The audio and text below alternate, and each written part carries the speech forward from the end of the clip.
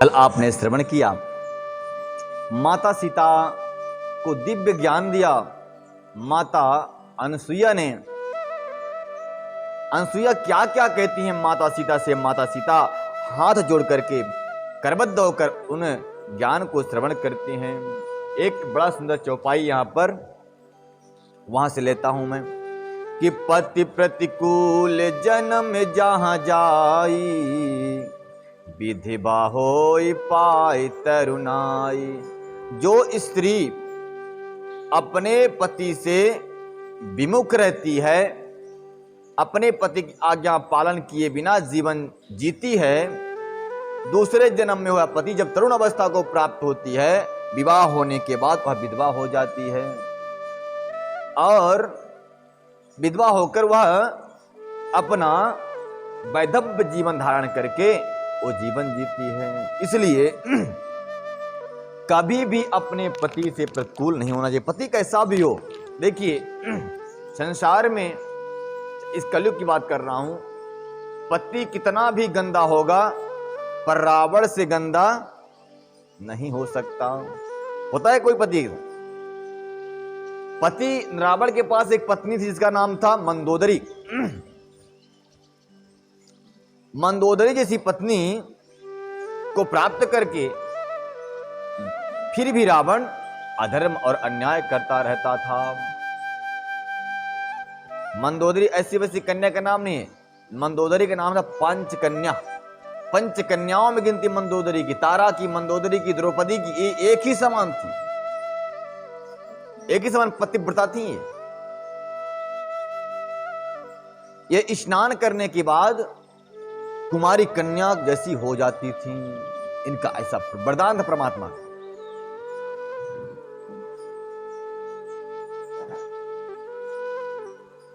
तो ऐसे संसार में कितना भी पति अधम होगा पर रावण जैसा कोई पति नहीं होगा।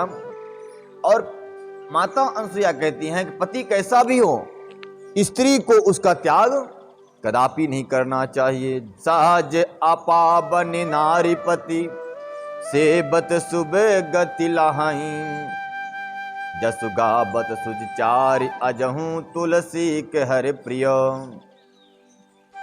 स्त्री जन्म से पवित्र होती है, अपवित्र होती है, परंतु पति की सेवा करने के कारण वह सरल में ही उस परम पद को प्राप्त कर लेती है, जिस परम पद को प्राप्त करने के लिए बड़े बड़े योगी संत महंत मुनिजन अपने आत्मा में रमण करते हैं और प्रभु का ध्यान तप साधना त्याग योग करके प्राप्त करते हैं।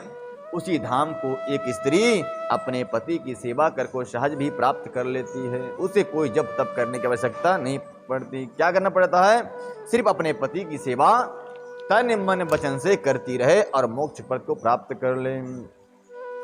सुन सीता तब नाम सुमिर नारी पति धर्म करही, तो ही प्राण प्रिय राम कहूं कथा संसार हित। हे देवी सीते, तुम्हारे हित के लिए, संसार के समस्त नारियों के हित के लिए मैं यह कथा कह रही हूं। कौन कहता है? ऐसी अनसुईया माता कहती हैं। हे देवी और सुनो, तुम्हारे आचरण को श्रवण करके, आचरण को मनन करके संसार की पतिव्रता नारियां तुम्हारे ही आचरण को प्राप्त करेंगी और तुम्हारा ही अनुकरण करेंगी, ऐसा मैं कहती हूं। और अनुकरण करके वो पतिव्रत को धारण करेंगी। और तुम पतिव्रता स्त्रियों में सर्वश्रेष्ठ हो, क्योंकि तुम्हें तुम्हारे पति राम जी प्राणों के समान प्यारे हैं। कब कह रही हैं? अभी तक किसी ने कुछ नहीं कहा। जब ये देख लिया सबने कि सीता तो राम को ही सर्वस्व मानती हैं, नहीं तो सीता को वन में आने क्या कमी थी। सीता माता बोल दी, प्रभु राम हमारे पति हो तुम। बोलते हाँ पति हूं तुम्हारा, तो वनवास तुमको हुआ है, मुझे थोड़ी हुआ है। मैं तो ससुराल में रहूंगी, 56 भोग चखूंगी, और जो सासू माँ परेशान करेगी तो मैं मैके भाग जाऊंगी, तो मैं मैके चले जाऊंगी, तुम देखते रहियो। ऐसा बोल सकती थी, लेकिन कलयुगी नारी नहीं है ये तो माता सीता है। बोले जहां हमारे स्वामी रहेंगी वहां भी मैं दासी के समान उनकी सेवा करके 14 वर्ष बिता दूंगी, हमको कोई फर्क नहीं पड़ेगा वन में भी। क्यों नहीं पड़ेगा? क्योंकि जहां हमारे पति देवता रहेंगे वहां हमें किसी भी चीज की कमी नहीं हो सकती। सुन जान की परम सुख पावा, सादरता सुचरण सिर नावा। ऐसी माता अनसुया के दिव्य और सरल पवित्र वाणी सुन करके माता सीता ने बड़े श्रद्धा भक्ति के साथ उनके चरणों में सिर को रख दिया और क्या किया, तब मुनि सन कह कृपा निधाना, आयसु होहूं जाऊं बन जाना। इतनी बातें हो गई माता सीता और अनसुया की। तब राम जी ने अत्रि मुनि के चरणों में सिर रख दिया और कहा, हे महात्मन, अब मुझे आज्ञा दीजिए, मैं आगे चलूं, क्योंकि हमारे भक्तों की संख्या बहुत है और मैं अकेला मिलने वाला भक्त बहुत हैं, इसलिए थोड़ा सत्संग हो गया, अब चलता रहूं। इसी प्रकार से राम जी भ्रमण करते करते अनेकों संतों महंतों से मिलते हैं और जहां तहां वो सत्संग करके 14 वर्ष यूं ही बिता देते हैं। क्या हुआ फिर, संतत मोह पर कृपा करे हूं, सेवक जान तजो जहिने हूं, धैर्य में धुरंधर प्रभु के बानी, सुन सप्रेम मोले मुनि ज्ञानी। कहते हैं राम ही चलते वक्त महात्मा के चरणों में प्रणाम किया और कहा कि हे महात्मन, हम जैसे सेवक को कभी अपने यादों से भुला मत देना, अतः हम जैसे सेवक को याद रखना, कभी भी जरूरत पड़े तो हमें बता देना। मैं धर्म की स्थापना के लिए और संतों की हित करने के लिए मेरा धरती पर जन्म हुआ है। सच में जो संतों की रक्षा न कर सके, वेदों की रक्षा और गौ माता की रक्षा न कर सके, ऐसा चाहे कोई व्यक्ति हो, जीता हुआ मुर्दे के समान है, जीता हुआ मुर्दे के समान है। जो संतों की, भक्तों की और सनातन धर्म की रक्षा न कर सके तो मोह पर कृपा करहु, सेवक जान तजो नहीं नेहु, धर्म धुरंधर प्रभु के बानी, स्वदस प्रेम बोले मुनि बानी। इस प्रकार से धर्म को धारण करने वाले परमात्मा श्री राम जी की वाणी को सुनकर के महात्मा मुनि बोले, क्या बोलते हैं, जासु कृपा अज शिव सनिकादी, चाहत सकल पर मारथवादी, ते तुम राम अकाम प्यारे, दीन बंधु मृदु बचन उचारे। महात्मा ने कहा, राम जी जब कहते हैं कि प्रभु आप मुझको याद रखिएगा, मुझे भूल मत जाना, ऐसे धर्म धुरंधर, धर्म को धारण करने वाले प्रभु राम की वाणी को सुनकर के महात्मा कहते हैं, हे प्रभु आपको ऐसा कहना उचित ही है। क्यों?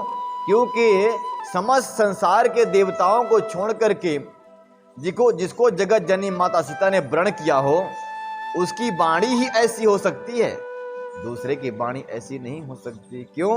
क्योंकि मैं जानता हूं प्रभु, जिसको ब्रह्मा शिव सनकादि ऋषि जिसका स्तवन करते हैं, वंदन करते हैं, ऐसे परम सरल, परम दयालु, परम कृपालु प्रभु आपके योग्य ही ये आपकी वाणी है। परंतु मैं आपका ख्याल करूंगा, ये हमारी समर्थ क्या है?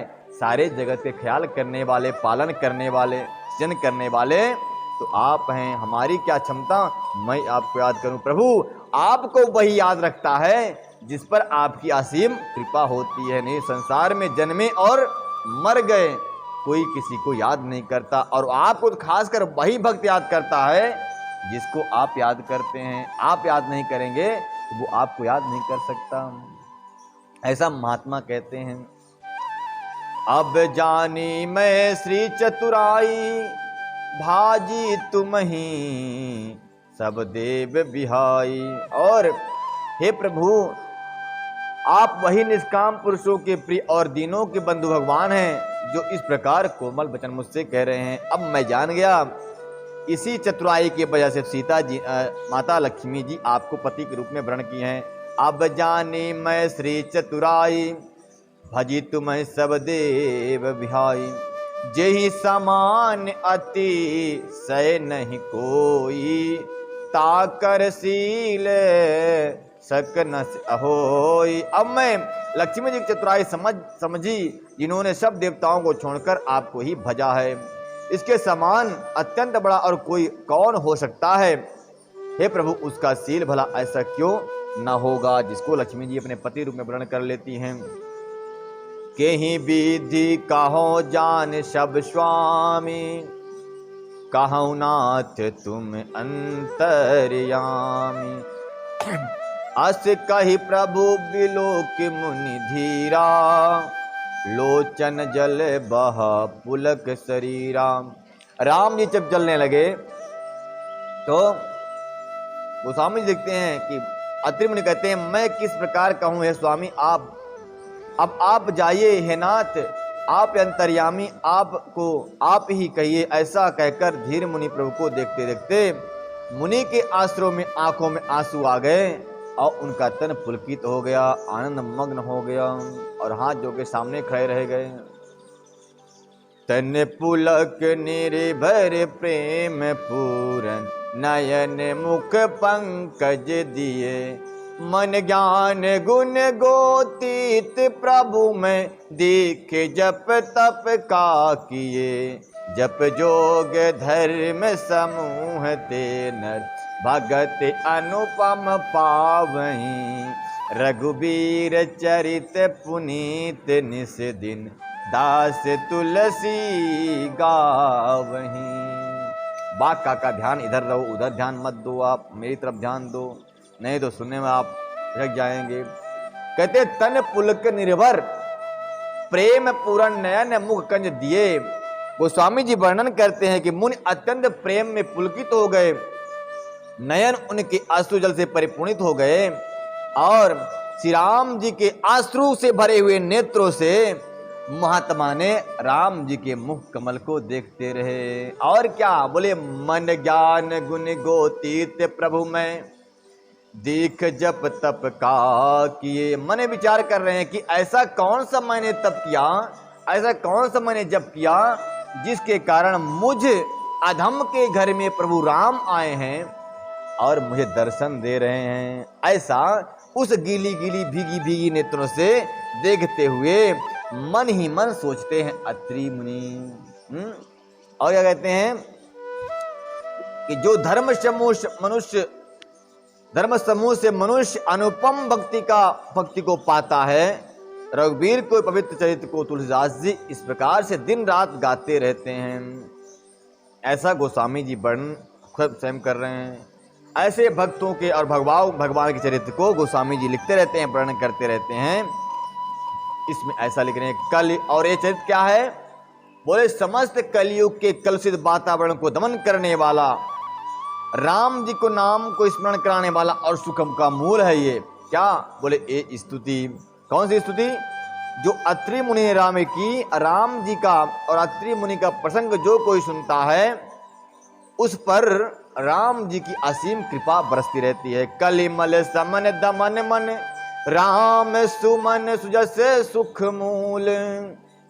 सादर सुनहि ते तिन पर, राम ग्रहहि अनुकूल। कहते हैं यह कलयुग में जो प्राणी राम जी के अत्रि मुनि की इस प्रसंग को सुनता है, चरित्र को सुनता है, वह सहज में ही प्रभु राम का प्रिय होता है और प्रभु राम उसके अनुकूल हो जाते हैं। कब, इस कलयुग में। कठिन काल मल को से धर्म न ज्ञान जोक, जब परिहर सकल भरोसे राम ही भजई ते चतुर नर। कहते हैं इस कलयुग में चतुर प्राणी कौन है, चतुर मनुष्य कौन है। गोस्वामी जी लिखते हैं कि सबसे ज्यादा चतुर मनुष्य वही है जो राम को भज ले। जो राम को नहीं भज पाया वह चालाक नहीं है। दुनिया को भजते रहो, धन दौलत इकट्ठी करते रहो, चालाक नहीं हो, तुम ठगे जा रहे हो, ठगे जा रहे हो। ये धन और दौलत, गाड़ी और बंगला, जमीन जायदाद, ये सब के सब यहीं रह जाना है, सब छोड़ के जाना है। इसलिए किसी ने सुंदर गीत गा दिया है कि नाम रट्टे ले हरि का नाम रट्टे ले, नाम रट्टे ले हरि का नाम रट्टे ले, हरि तेरे साथ आएंगे, हरि तेरे काम आएंगे। नाम जप ले, नाम जप ले, हरि का नाम जप ले, नाम जप ले, हरि का नाम जप ले। हरि तेरे काम आएंगे, प्रभु तेरे काम आएंगे। नाम जप ले। इसे माया का भरोसा नहीं करना, इसे माया का भरोसा नहीं करना, इसे माया का भरोसा नहीं करना। ये माया यहीं रह जाएगी, न पिंसन तेरे साथ जाएगी। राम जप ले, नाम जप ले, हरि का नाम जप ले, नाम जप ले, हरि का नाम जप ले। हरि तेरे काम आएंगे, प्रभु तेरे काम आएंगे। नाम जप ले। इस काया पे भरोसा नहीं करना, इस काया पे भरोसा नहीं करना। हाँ, इस काया पे भरोसा नहीं करना। एक काया एक दिन जल जाएगी, एक काया एक दिन जल जाएगी। नाम जप ले, नाम जप ले, हरि का नाम जप ले, नाम जप ले, हरि का नाम जप ले। हरि तेरे काम आएंगे, हाँ राम तेरे काम आएंगे। नाम जप ले। उस बेटी पे भरोसा नहीं करना, उस बेटी पे भरोसा नहीं करना, उस बेटी पे भरोसा नहीं करना। बेटी जमाई ले जाएंगे, बेटी जमाई ले जाएंगे। नाम जप ले, नाम जप ले, हरि का नाम जप ले, नाम जप ले, हरि का नाम जप ले। हरि तेरे काम आएंगे, हाँ राम तेरे काम आएंगे। नाम जप ले, नाम जप ले, हरि का नाम जप ले। हरि तेरे काम आएंगे, प्रभु तेरे काम आएंगे। नाम जप ले। उस बेटे पे भरोसा नहीं करना, उस बेटे पे भरोसा नहीं करना। हाँ, उस बेटे पे भरोसा नहीं कर।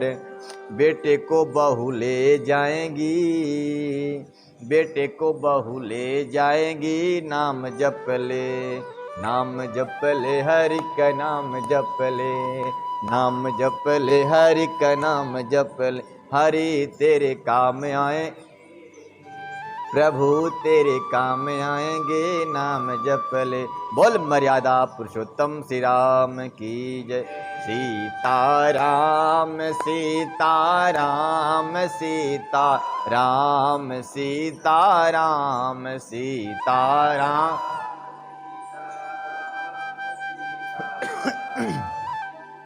राम सीताराम सीताराम सीताराम सीताराम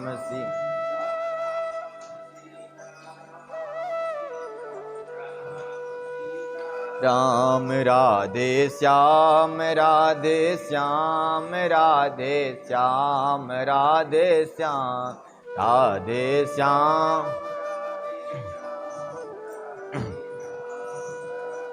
श्याम सीताराम सीताराम सीताराम सीताराम सीताराम सीताराम सीताराम सीताराम। राधे श्याम राधे श्याम राधे श्याम राधे श्याम राधे।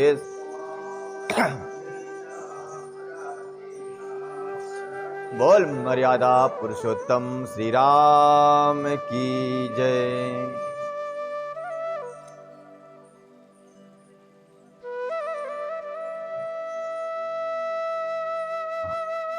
कहते हैं जप जोग धर्म समूह नर भागति पावहीं। जो जप इत्यादि के द्वारा मनुष्य अनुपम भक्ति को प्राप्त करते हैं।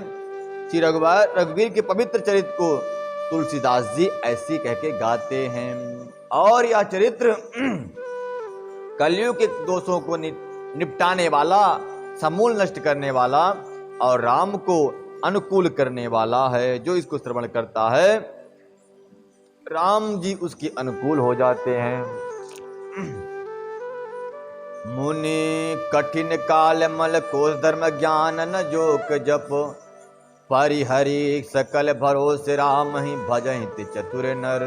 जो चतुर नर हैं, जो मनुष्यों में चालाक मनुष्य हैं, वह भगवान राम के, भगवान श्री कृष्ण के या भगवान के विष्णु का नाम जपन करते हुए अपना मोक्ष का अधिकार प्राप्त कर लेते हैं। मुनि पद कामल नाई कर सीसा, चले बनहि सुर नर मुनि सा। आगे राम अनुज पुन पाछे, मुनि बर बेस बने अति काछे। गोस्वामी जी वर्णन करते हैं कि रागिट काका कैसे बैठे हैं। गोस्वामी जी वर्णन करते हैं कि राम जी वनवास को जा रहे हैं और वनवास चलने से पहले महात्मा के अत्रि के चरणों में शीश नवा दिया और वन को चल पड़े। कौन? यहाँ पे कह रहे हैं कि सूर्य नर मुनि ईसा, समस्त देवताओं के, मनुष्यों के और महात्माओं के ईश यानी स्वामी भगवान जो हैं, कहाँ चल पड़े? वन के लिए। तो आगे राम अनुज पुनि पाछे, मुनि बर बेस बने अति काछे। आगे आगे राम हैं, पीछे पीछे लक्ष्मण कुमार हैं और सुंदर महात्मा का वेश धारण किए हुए हैं, जो देखने में अत्यंत मनोहर लगता है, सुंदर लगता है। और क्या है?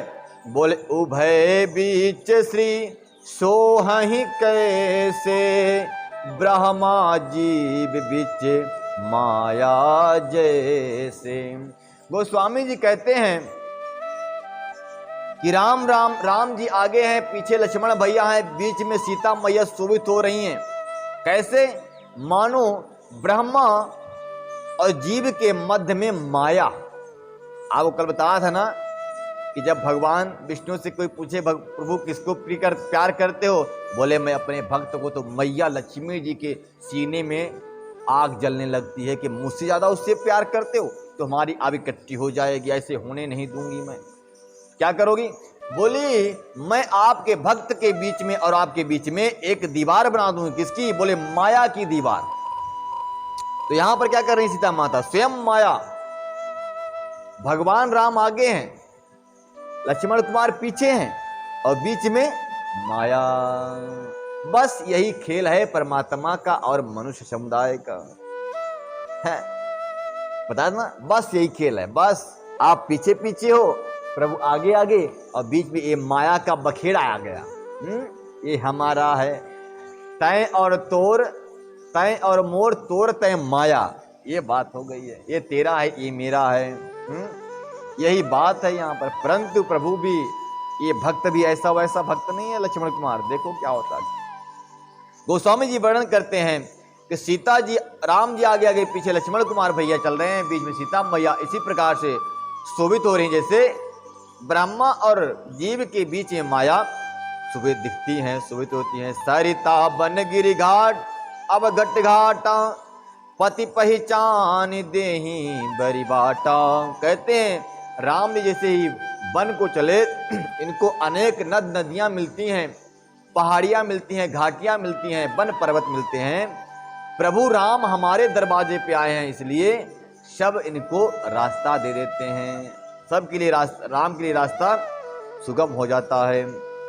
जहाँ जहाँ जाहि देव रघुराया, करहि मेघ तहाँ तहाँ नभ छाया। राम जी जहाँ जहाँ जाते हैं वहाँ वहाँ मेघ इनके ऊपर छाया कर लेते हैं। और मिल असुर विराद पग जाता, आबतहि रघुबीर निपाता। भगवान श्री राम जी आज तक तो धर्म का पालन करते रहे, माताओं के गोद में खेलते रहे, संतों का सत्संग किया। अभी संतों को सुख देने वाले एक बहुत सुंदर काम कर रहे हैं। क्या? बोले एक विराज नाम का राक्षस राम जा रहे थे, रास्ते में मिला, उसको राम ने बात ही बात में निपात कर दिया, यानी कल्याण कर दिया, उसको मोक्ष प्रदान कर दिया। तुरत ही रुचिर रूप ते ही पावा, तुरंत ही वह विराट नाम का राक्षस दिव्य शरीर प्राप्त कर लिया। राम जी के हाथ से मरते ही उसे तुरंत ही सुंदर दिव्य रूप प्राप्त हो गया। दुखी देखकर प्रभु ने उसे अपने परम धाम को भेज दिया। फिर वे सुंदर छोटे भाई लक्ष्मण सहित और सीता जी के साथ में वहां चले गए जहां सरभंग जी महात्मा रहते थे। सरभंग जी महात्मा जहां रहते थे, भगवान ने वहां गए। गोस्वामी जी कहते हैं कि देखी राम मुख पंकज मुनिबर लोचन भृंग, सादर पान करत अति धन्य जन्म सरभंग।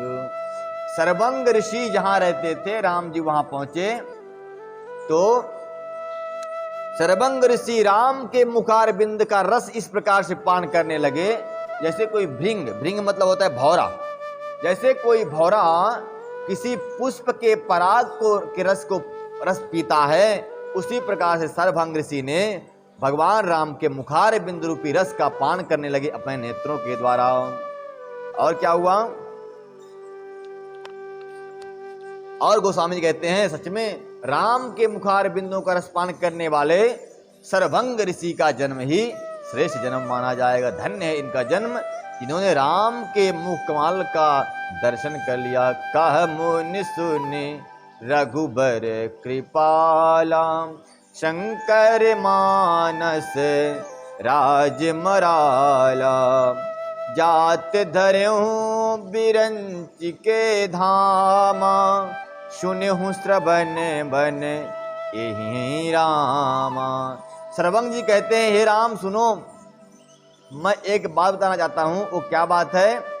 बोले हे कृपालु रघुवीर, शंकर जी के मन रूपी मानसरोवर में वास करने वाले, रमण करने वाले, मैं ब्रह्मलोक जा रहा था तो मुझे पता चला कि स्वयं नारायण अयोध्या में जन्म लेकर के वन को आने वाले हैं। इसलिए हे राम जी, मैंने अपने प्राणों को संयोग के रखा, ब्रह्मलोक नहीं गया। सिर्फ एक ही कारण था कि आपके मुखार बिंदुओं का दर्शन करना था, इसी कारण से नहीं गया मैं। और कहते हैं सर्वंग ऋषि, हे राम अभी आप बहुत जल्दीबाजी मत करना, रुके रहो। जब तक मैं इन तन को न छोड़ दूं तब तक आप मेरे सामने खड़े रहना, क्योंकि अंत समय में आपके मुखार बिंद का दर्शन करते करते मैं आपके इस रूप को प्राप्त हो जाऊंगा। चित्ते बति पंत कहो दिन राती, अब प्रभु देख जुड़ा बहु छाती। कहते हैं बहुत दिनों से इंतजार किया मैं आपका, अभी आपके दर्शन करने के बाद मेरे आत्मा को, मेरी छाती को कुछ शीतलता प्राप्त हुई है।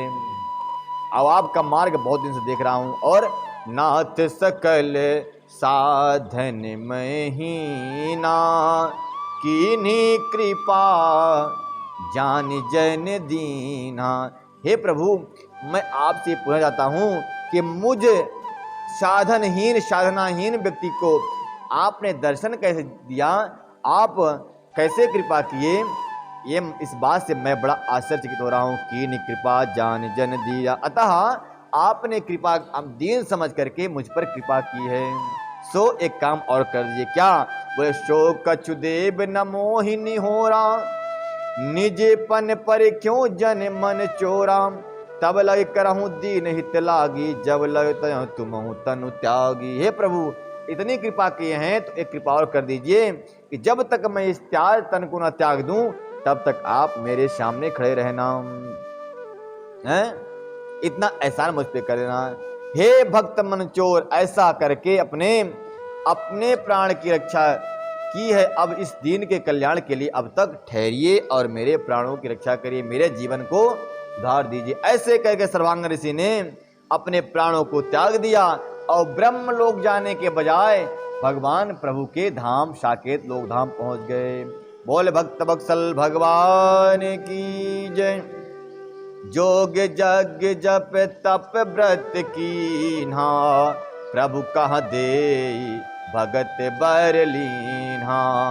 यही विधि सर रची मुनि सर भंगा, बैठे हृदय छाण सब संगा। योग यज्ञ जब तब सब कुछ व्रत आदि जो है सब मुनि ने किया था, सब प्रभु को अर्पण करके बदले में उन्होंने भगवान के धाम प्राप्त कर लिया। बहुत सुंदर बात कह रहे हैं। देखिए, भगवान के धाम अगर जाना है, अगर किसी से कुछ पाना है आपको, तो आपको भी किसी को कुछ देना पड़ेगा। दुकान में जाएंगे, अगर आपको कुछ लेना है, चावल लेना है, दाल लेना है, दुकानदार को आपको पैसा देना पड़ेगा। देना पड़ेगा, नहीं देना पड़ेगा? ले 10 रुपए ले ले, मुझे चावल दे दे, तो दे देगा। तो भगवान के धाम जाने के लिए भगवान को क्या देना पड़ेगा? यहां पे सर्वज्ञ ऋषि कहते हैं कि हे राम, मैं जितना भी जप किया है, तप किया है, योग किया है, व्रत किया है, दान किया है, धर्म किया है, ये सब तुम ले लो और उसके बदले आप हमको अपना धाम दे दो। प्रभु ने कहा, धास्तु, तुम ही अधिकारी हो। अगर जप योग तप इत्यादि दान धर्म नहीं करेगा तो उसके पास कुछ नहीं रहेगा। फिर भी वो कहीं ना कहीं जाएगा। कहाँ? बोले वह जनरल बोगी में जाएगा। जनरल बोगी यानी नरक में, जहां भीड़ भाड़ लगा हुआ है, वहां जाकर के अपने कर्मों का फल भोगेगा। ऐसे कहते हैं प्रभु। सीता अनुज समेत प्रभु नील जल तनु श्याम, मम ही बसहु निरंतर शगुन रूप श्री राम।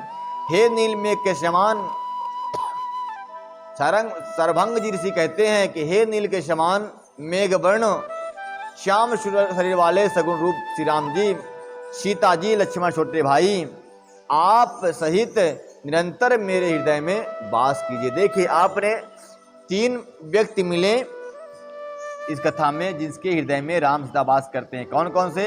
पहले भरत जी, और फिर सर्वज्ञ ऋषि, और आगे हनुमान जी मिलेंगे जिनके हृदय में प्रभु राम वास करते हैं सीता सहित।